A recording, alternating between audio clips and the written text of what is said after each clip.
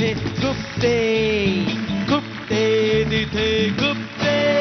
आता आम्ही बोलणार नाही कारण तुला चान्स मिळत नाही असं म्हणतो आम्ही गप्प राहतो. आम्ही नाही बोलणार ना. नाही, माझं लग्न झालेलं आहे त्यामुळे मला सवय आहे बाई समोर गप्प बसायची. टिपिकल नवराही चालणार नाही तर असे. सॉरी, मी अतिशय संवेदनशील मुलगी आहे. हो मला माहिती आहे, सोकूल वाचून मला कळतं. या सेगमेंटमध्ये ऍक्च्युली आम्ही तुमच्या करिअर मधलं खुपणं विचारतो, समाजातलं तुम्हाला समाजातल्या खुपणाऱ्या गोष्टी विचारतो. अमृता, एवढं मोठं करिअर तू केलंस एवढ्या शॉर्ट एजमध्ये, एवढ्या शॉर्ट टाइममध्ये, इतक्या लवकर सुरू केलंस, तर ह्याच्यामध्ये खुपलेल्या गोष्टी. माझं खुपणं आत्ता या क्षणाचं ते म्हणजे माझी एक हिंदी फिल्म आहे जी पूर्ण झालेली आहे. त्याचं फक्त एक गाणंच शूट व्हायचं राहिलंय आणि ते का मध्ये थांबलंय मला माहिती नाही आणि ते मला यायला हवंय. मला तुमच्या सगळ्यांच्या शुभेच्छा हव्यात त्याच्यासाठी.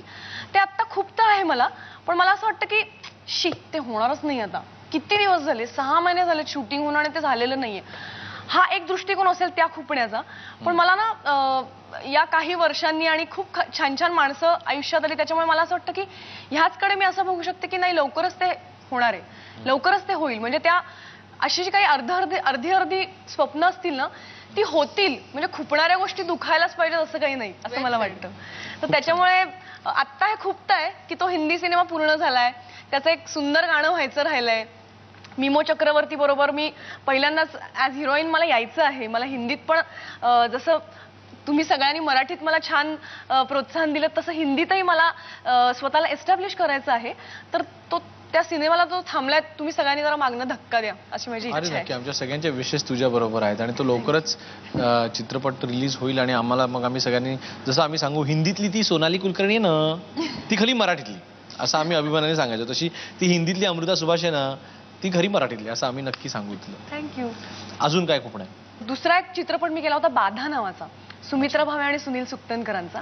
आणि त्याच्यातनं मी एक धनगर मुलीची व्यक्तिरेखा केली होती. आणि जरी मी तुला म्हटलं सगळ्या भूमिका जरी आपण मन लावून करत असलो तरी काही भूमिकांमध्ये ना आपणच आपल्याला झोकतो आणि काहीतरी आपल्याला माहिती नसलेलं आपल्याला सापडून जातं. अशी ती भूमिका होती अंशी, पण ती पोचू नाही शकली रे. म्हणजे तो सिनेमा फारसा दाखवला नाही गेला असं मला वाटलं. मला खूप वाईट वाटतं त्याचं. किंवा कवडसे नावाचा माझा एक चित्रपट होता, जयवंत दळवींच्या कादंबरीवरती तो चित्रपट होता. त्यातल्या भूमिकेला पुरस्कार खूप मिळाले पण तो थिएटरवर जास्ती काळ लागूच शकला नाही कारण पैसा, आर्थिक पाठबळ जरा आय डोंट नो, मला ते वाईट वाटलं की ते जास्ती लोकांपर्यंत पोचायला हवं होतं असं नक्कीच वाटतं. आपण सोनालीकडे वळूया. सोनाली, तुझं खुपणं. मला आत्ता या क्षणी विचारशील ना तर मला मराठी लोक का इंग्लिश बोलतात किंवा आपल्या चित्रपट सृष्टीत इतकं इंग्लिश का बोलतात मराठी ते समजत नाही. जळगावच्या त्या नगरसेवकांनी सांगितलं होतं ना गॉगल लावायचं रात्री, तसं असतं ते ग्लॅमरस दिसायला होतं जसं ग्लॅमरस वाटतं बोलताना. अरे पण दिग्दर्शन करताना तुमच्या तोंडून नाव you are going from here and that person is coming from there असं का दिग्दर्शन करावं असं वाटतं. म्हणजे मला खूप कुतूहल वाटतं की त्यांना मराठी येत नसतं असंही नाहीये पण इतकं काय आळस मराठी बोलायचा. म्हणजे मला समजूच शकत नाही. म्हणजे मराठी भाषा संपेल आणि ती वाचवली पाहिजे हा फार दूरचा सगळा विचार झाला. पण किमान आपण ज्या भाषेत सिनेमा करतोय त्या भाषेत तरी बोलावं हा का नाही दृष्टिकोन कोणाचा. तू खूपच तुझं करिअरचा ग्राफ हा खूप छान, खूप मोठा ग्राफ आहे पण त्याच्यामध्ये खुपलेल्या गोष्टी.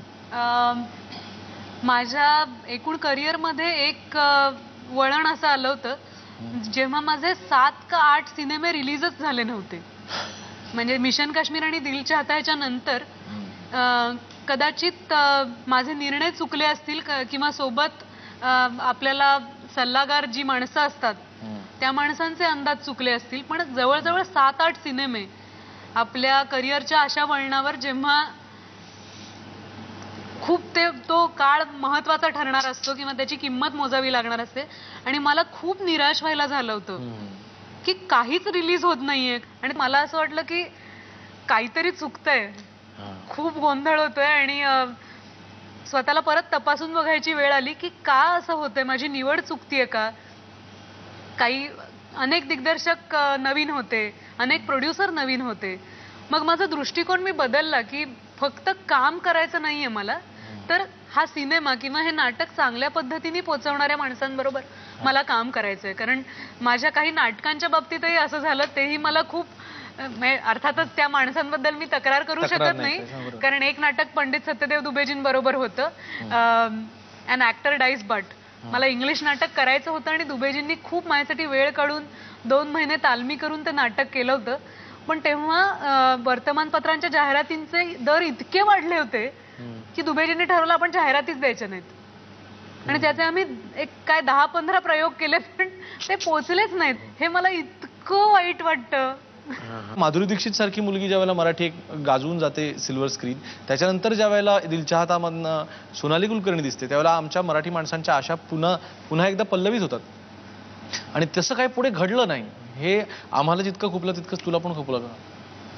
मला तसं नाही मोजता येणार. मला असं वाटत नाही की तसं घडलंच नाही, कारण मला खूप आवडते सिनेमे त्यानंतरही आले. मी अग्निवर्षा नावाचा सिनेमा केला, प्यार तूने किया नावाचा सिनेमा केला, किंवा टॅक्सी नंबर 9-2-11 केला. आणि आता सुद्धा मी खूप छान सिनेमा करते. आता मी रोहित शेट्टी बरोबर सिंगम नावाचा सिनेमा करते, अजय देवगण बरोबर. मला खूप चांगल्या राम गोपाल वर्मा बरोबर मी 2 सिनेमे केले.